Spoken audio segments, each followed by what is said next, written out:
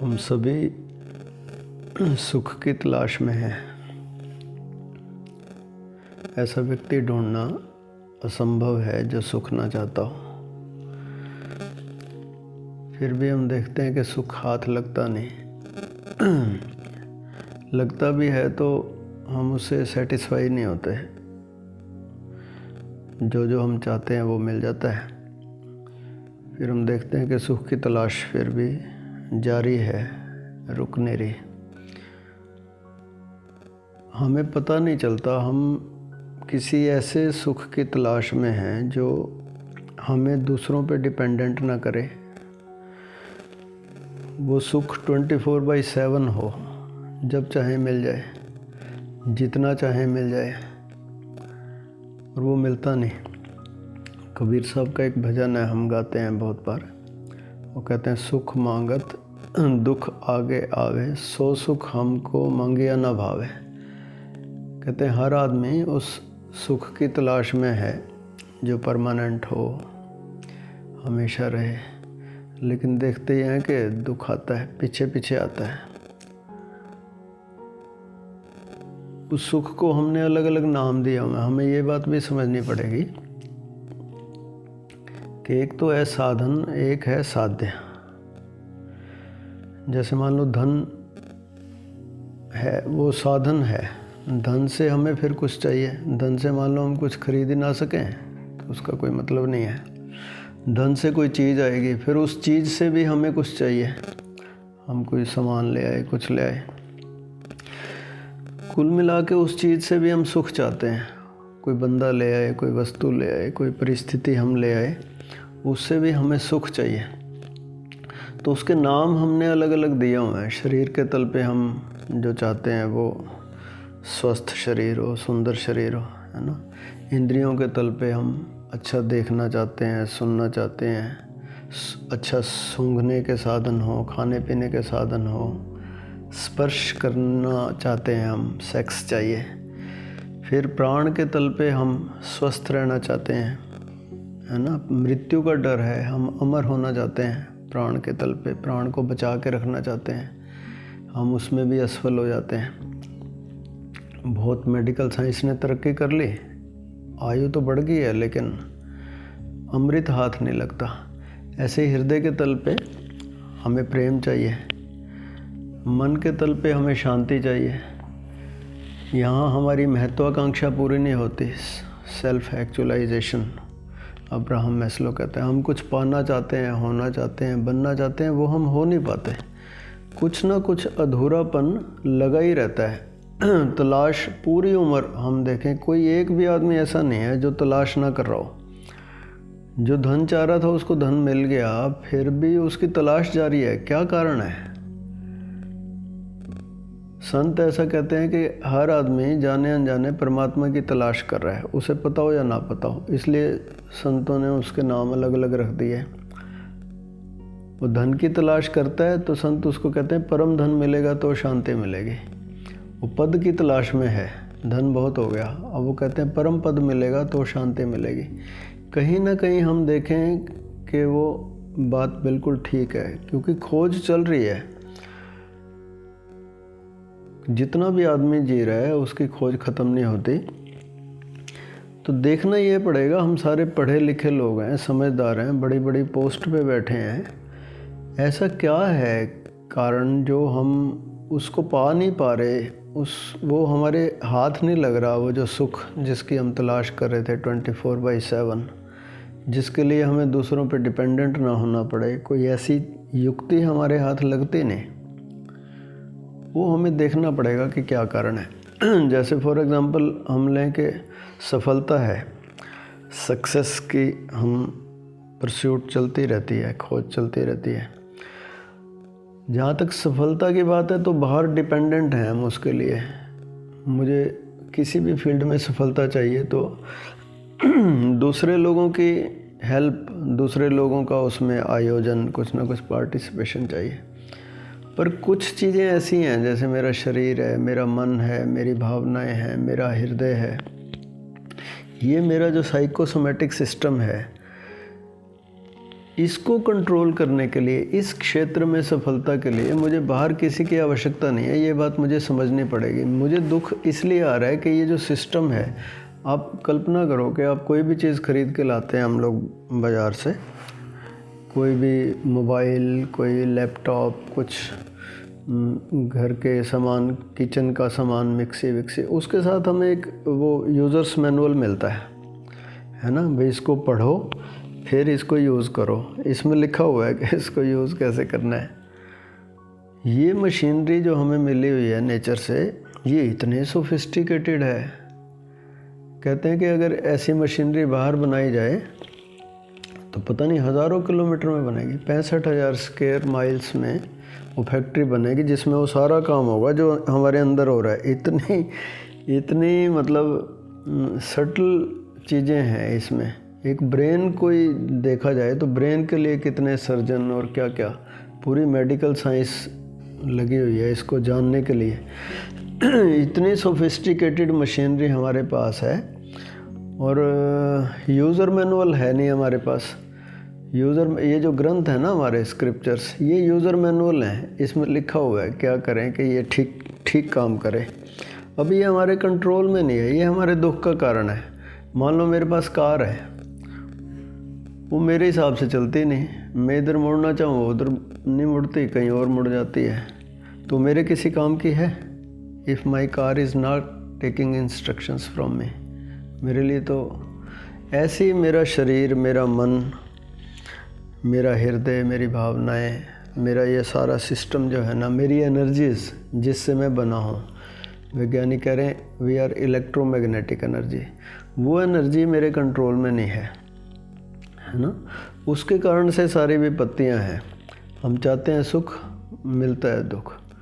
तो हम क्या करें? हम इतने समझदार लोग हैं, एक बात हमारी समझ में नहीं आती कि सफलता तो मिल जाएगी बाहर, धन तो मिल जाएगा, पद तो मिल जाएगा, यश तो मिल जाएगा, जो परिस्थितियाँ हम चाहते थे वो तो मिल जाएंगी, लेकिन सुख, शांति, आनंद, परमानंद, अखंडानंद ये बाहर नहीं मिलता। वो कहीं ना कहीं हमारे अंदर है। हमारी तकलीफ़ ये है, हमारे अंदर कोई चीज़ थी। अब आपने छोटे बच्चे को देखा होगा कैसे किलकारी मारता है वो, छोटा सा बच्चा पलने में लेटा हुआ है, क्या मिल गया उसको? ना वो कोई प्रधानमंत्री है, ना वो कोई बड़ा आदमी है, ना उसके पास पैसे हैं। हर चीज़ के लिए वो दूसरों पर डिपेंडेंट है। छोटा बच्चा हर चीज़ के लिए दूसरे पर डिपेंड, कुछ भी नहीं है उसके पास। नंगा आया था, लंगोट भी माँ बाप ने दिया। ऐसा छोटा सा बच्चा भी कितना खुश है, क्या है उसके पास। और फिर क्या हो जाएगा जब वो बड़ा हो जाएगा और वो सारी चीज़ उसकी खो जाएगी। अब वो सुख कहाँ तलाश रहा होगा कि कोई गर्लफ्रेंड मिल जाए, कि पढ़ाई लिखाई हो जाए, कि अच्छी नौकरी मिल जाए, है ना, कि बड़ा सफल हो जाऊं, कि बच्चे हो जाएं, कि फिर उनके बच्चे हो जाएं। बस ये चलता है उसका, सारी उम्र वो खोजता रहता है कि यहाँ से यहाँ से यहाँ से। भैया तू बचपन में इतना सुखी था, तेरे पास ये कुछ भी नहीं था जो तू अब खोज रहा है, तो वहाँ क्यों नहीं खोजता? उस समय वो कहाँ से आ रहा था वो सुख? ये बहुत टेक्निकल मामला है। हमें ध्यान देना पड़ेगा कि वो सुख आ कहाँ से रहा था उस समय जब हम बिल्कुल छोटे थे। उस तरफ हमारा ध्यान नहीं जाता कि हमारे अंदर कोई चीज़ थी, अंदर से वो सुख आ रहा था, और अब हमने अंदर से सुख लेना बंद कर दिया, बाहर से हम सुख की कोशिश कर रहे हैं। We are trying to milk happiness from other persons, other situations, other things. ये एक बहुत ही टेक्निकल गलती हो रही है। तो हम देखें कि हमें साधन मिलेंगे बाहर से, है ना, साध्य मिलेगा अंदर, धन पद यश मिल जाएगा बाहर से, लेकिन प्रसन्नता, आनंद, ये सब जो है ना हमें अंदर से मिलेगा। बस इतनी सी बात, अंदर और बाहर का भेद समझ आ जाए तो बात ख़त्म। अब हम ध्यान करते हैं अंदर क्या मिलता है हमें, आँख बंद की, हमें अंदर क्या मिला? अंदर तो कुछ भी नहीं मिलता। वो ब्लैंकनेस, आकाश, स्पेस, इसी को संतों ने परमात्मा कहा है। इसी की खोज चलती है, हमें पता हो या ना पता हो, हम परमात्मा की खोज कर रहे हैं, है ना। तो हमें इस बात पे बहुत ध्यान देना है कि जब भी हमें शांति चाहिए, आनंद चाहिए, वो बाहर नहीं मिलने वाला, तो दूसरे व्यक्ति पे हम डिपेंडेंट है, वो कब कितना खुश करेगा हमें, कितना सुख देगा, कितना सुख नहीं देगा, कब वो सुख अपनी कंडीशन से वापस छीन लेगा, सब कंडीशंस पे मिलता है। तो हमें अपने सुख के लिए बार बार बार बार बार बार अपने अंदर तलाश करने की कोशिश करनी चाहिए। उसी को हम बाहर फिर एक बार हमें अंदर से वो पता चल जाए, उस सोर्स का पता चल जाए, वही सोर्स हम फिर देखते हैं बाहर भी फैला हुआ है। वो ब्लैंकनेस की बाहर भी कमी नहीं है, हम सारे उसी से घिरे हुए हैं, उसी परमात्मा से, उसी स्पेस से, उसी आनंद से। अब ये अनेक अनेक वैज्ञानिक प्रयोगों से सिद्ध हो चुका है कि जिसको हम परमात्मा कह रहे थे, ओमनी प्रेजेंट कह रहे थे, ओमनीसिएंट कह रहे थे, ओमनीपोटेंट कह रहे थे, वो यही स्पेस है। इसके हमारे तो संत सिर्फ कह रहे थे, वैज्ञानिकों ने ये प्रयोग करके दिखा दिया। तो बस इतनी सी बात है। तो चलिए उसी की तलाश करते हैं, पहले अंदर, फिर उसी को हम बाहर खोजने की कोशिश करेंगे, खुली आँख से भी। तो बंद आँख से अब चाहो तो लेट जाओ आराम से, चाहो तो बैठ के। ध्यान ही वो विधि है जिसके माध्यम से हमें शांति मिलेगी, सुख मिलेगी।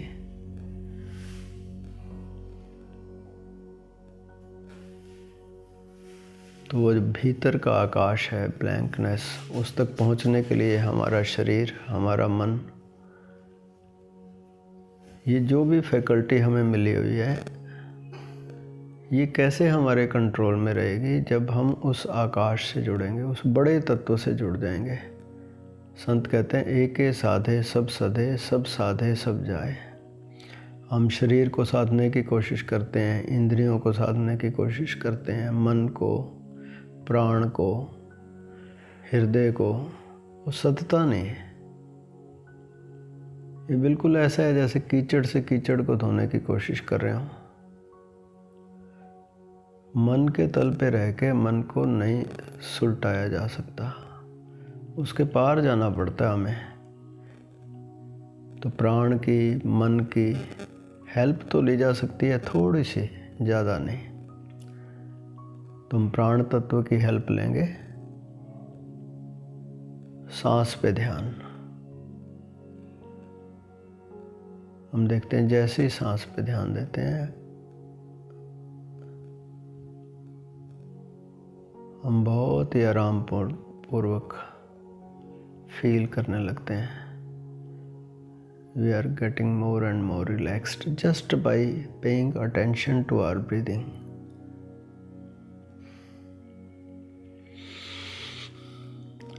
सांस जब आए, जैसी आए, जितनी आए, करना कुछ नहीं है। ध्यान का मतलब अब थोड़ी देर के लिए बिल्कुल फ्री हो जाओ करने से, करने के भाव से।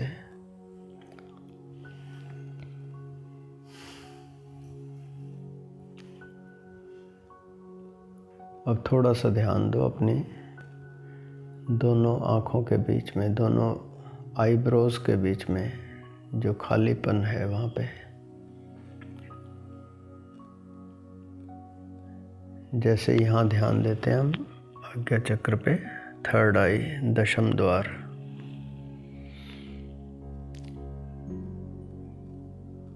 ये हमारा छठा चक्र। तो नीचे के सारे चक्रों से, physical, sensual, pranic, emotional and मनस, इन सारे चक्रों से, सारे शरीरों से हम ऊपर आए तो शांति की शुरुआत, तो आनंद की, परमानंद की, अखंडानंद की शुरुआत यहाँ से होगी। तो जैसे ही आज्ञा चक्र पे ध्यान देंगे, वहाँ हल्की सी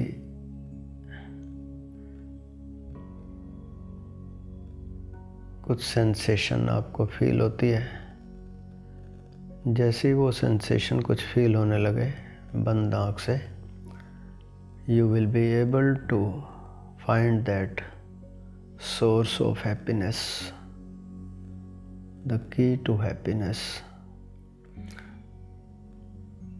ये वो शून्य है, void है, वैज्ञानिक भाषा में मैट्रिक्स है, जिसकी हम एक्चुअली में तलाश कर रहे हैं। छोटा बच्चा इससे जुड़ा ही रहता है, माँ के गर्भ में भी, माँ के गर्भ से बाहर आने के बाद भी। यहाँ जो एक ध्वनि सुनाई देती है उसको नाद बोलते हैं हम उसको, कॉस्मिक साउंड, डिवाइन साउंड, जो भी कहना चाहो, अनाहत नाद, अनहद नाद, उसको ये सुनाई देता रहता है, इसी से वो आनंदित रहता है। ये हमारी संपदा है। संत कहते हैं गृह हमारा शून्य में, अनहद में विश्राम। ये वो शून्य है जो हमारा असली घर है, हमारी असली संपत्ति है। हमारा होना अगर यहाँ पे है तो हम शांत रहेंगे, हमारी शांति कोई भंग नहीं कर सकता। हम स्वस्थ रहेंगे, सभी तलों पर हम शांत रहेंगे, आनंदित रहेंगे, एक्सटैटिक रहेंगे, उमंग में रहेंगे। बस इतनी सी बात, बाहर से थोड़ी देर के लिए भीतर आ जाएं, जब समय मिले दिन में 10 मिनट, आधा घंटा, 1 घंटा। उस शुरू में समय चाहिए, बाद में तो हम खुली आंख से भी इससे जुड़े रह सकते हैं, उसकी भी टेक्निक्स हैं। बस इस ब्लैंकनेस से, इस वॉइड से थोड़ा घुल मिल जाओ, थोड़ा प्यार से, थोड़ा ऐसे फील करना है जैसे खूब अहोभाव के साथ, प्रेम के साथ।